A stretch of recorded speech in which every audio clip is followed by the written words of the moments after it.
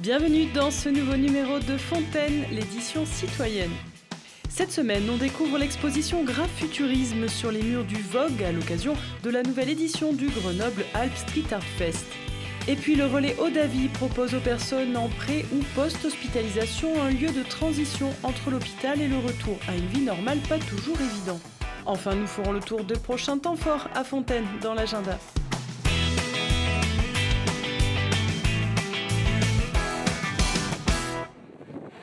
Dans le cadre du Street Art Fest Grenoble-Alpes, le Vogue accueille jusqu'au 6 juillet l'exposition Grapfuturisme. Un mouvement mêlant street art et art conventionnel représenté ici par deux artistes majeurs du genre. Alors le futurisme, donc c'est un mouvement qui est apparu dans les années 1900, c'est un mouvement italien. Et en fait, c'est un mouvement qui s'intéresse à la décomposition du mouvement. Et en fait, ces artistes, ils étaient très inspirés par les machines, l'ère un peu industrielle, tout qui allait vite, les trains, etc. Et donc, c'est un mouvement qui voulait aussi tout détruire derrière lui pour faire quelque chose de nouveau. Au Vogue, du 28 mai au 6 juillet, on accueille l'exposition Grapfuturisme de Robert Proch et Augustine Coffey. Et donc, on réunit deux artistes qui sont les pionniers du coup d'un nouveau mouvement, le grapfuturisme, donc qui est un mouvement qui vient du graffiti. Et les artistes en fait s'inspirent des mouvements du graffiti, donc il n'y a plus du tout de lettres. On a Robert Proch qui nous propose de grandes peintures où il y a beaucoup de mouvements qui font penser un peu aux futuristes italiens. Et Augustine Coffey qui lui réalise donc des collages avec des papiers qu'il trouve, des captures d'écran, il utilise de la peinture. Et pareil, il travaille sur le mouvement, la géométrie, l'architecture, il s'inspire aussi beaucoup de musique dans ses tableaux. Fierté non dissimulée pour Fontaine qui prend part au festival pour la 3e année consécutive et prêtera à nouveau ses murs aux bombes de peinture des artistes de rue.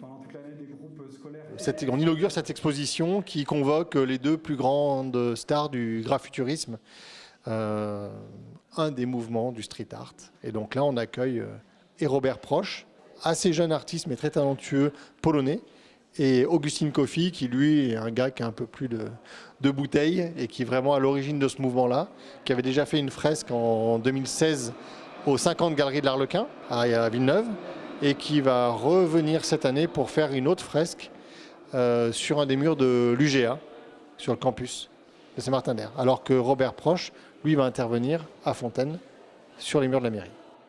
Les Fontainois pourront donc assister au travail de l'artiste polonais au fil des jours jusqu'au dévoilement final de la fresque, mercredi 19 juin à 19h sur le parking de l'Hôtel de Ville.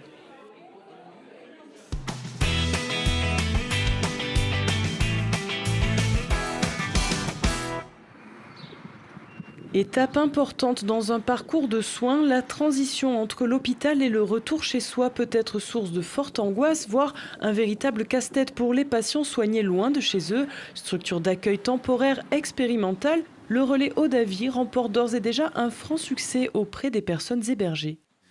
Le relais Eau-d'Avie, c'est à la fois un hébergement qui veut répondre à des pré-hospitalisations ou à des post-hospitalisations dans le cadre d'une préparation au retour à la vie normale. Au-delà de la prestation hôtelière, ce que l'on cherche à tester, c'est surtout notre capacité à faciliter la réintégration dans un univers de vie courante des gens qui sortent soit d'un traumatisme physique ou psychique, en conservant des soins à l'extérieur. Ce n'est pas un endroit où on soigne, mais ce n'est pas seulement un endroit où on dort. On accueille un public très varié, que ce soit des enfants accompagnés d'adultes, jusqu'à des personnes âgées. On a eu des personnes de 5 à 92 ans. C'est des personnes qui sortent ou qui vont rentrer dans des phases d'hospitalisation. Donc nous, on leur propose un studio déjà, au niveau juste mobilier du terme. Tout est mis à disposition. Il y a une petite cuisine qui leur permet d'être en autonomie. C'est vraiment un chez eux, en dehors de chez eux. L'objectif, c'est vraiment de leur proposer un accompagnement pendant cette période-là. Il y a 2 maîtresses de maison, bientôt 3, qui se relayent sur la semaine, du lundi au dimanche. À l'origine, elles ont une formation d'aide-soignante. Une formation qui permet à ces actrices centrales du quotidien des résidents d'assumer de nombreuses tâches, aide à la toilette, mise en place des repas, accompagnement aux sorties et toujours le soutien moral et humain au cœur des échanges et des activités proposées. Vu qu'il y a différentes personnes et ils ne parlent pas forcément le français, donc du coup on essaye de trouver des animations qui sont adaptées et où on n'a pas forcément besoin de parler pour créer un lien entre eux. Oui, on crée un lien et puis on fait participer les résidents aux activités. On a réussi à faire en sorte qu'il y ait une cohésion qui fasse que tout le monde prend soin de l'autre. J'ai un cancer et maintenant j'attends de passer un gros examen, la scintigraphie, qui va déterminer si j'ai toujours ce cancer ou pas. Et je tiens à remercier l'accueil que j'ai ici, qui est formidable. Je sais pas, je trouve pas mes mots pour m'exprimer.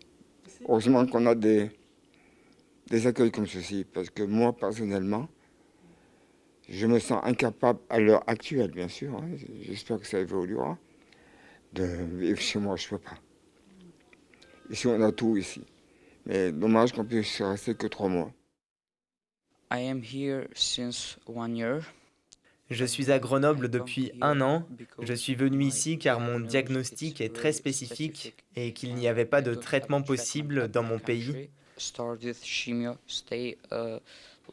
Suite à ma chimio, j'ai dû rester longtemps à l'hôpital, mais Dieu merci, je vais beaucoup mieux maintenant et j'en suis très heureux.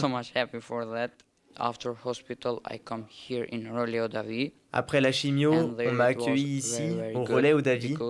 C'était parfait, car les gens ici sont très bien, la nourriture est bonne, tout est parfait. Enfin, ici, j'ai pu être hébergé avec mon père, ce qui a rendu les choses bien plus faciles.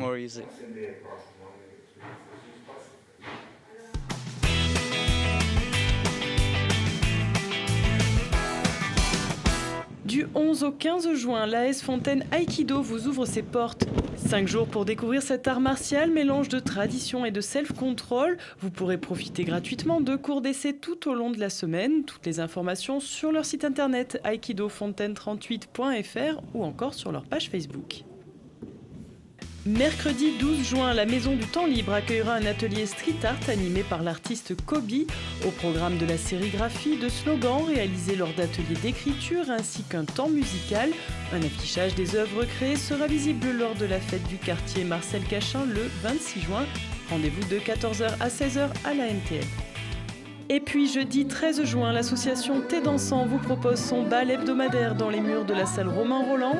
Rendez-vous dès 14h pour un après-midi au rythme du tango, de la valse, du rock'n'roll ou encore du cha-cha. Pour les danseurs débutants ou confirmés, vous trouverez forcément un partenaire le temps de quelques tours de piste. Enfin, jeudi toujours, la ville de Fontaine, la métropole et leurs partenaires accueillent une nouvelle édition de Je crée ma boîte. Un rendez-vous incontournable pour les futurs entrepreneurs, peu importe votre âge ou votre projet. De nombreux stands, des rendez-vous individuels et un concours d'idées vous seront proposés de 13h30 à 18h30 à la salle Edmond-Vigne.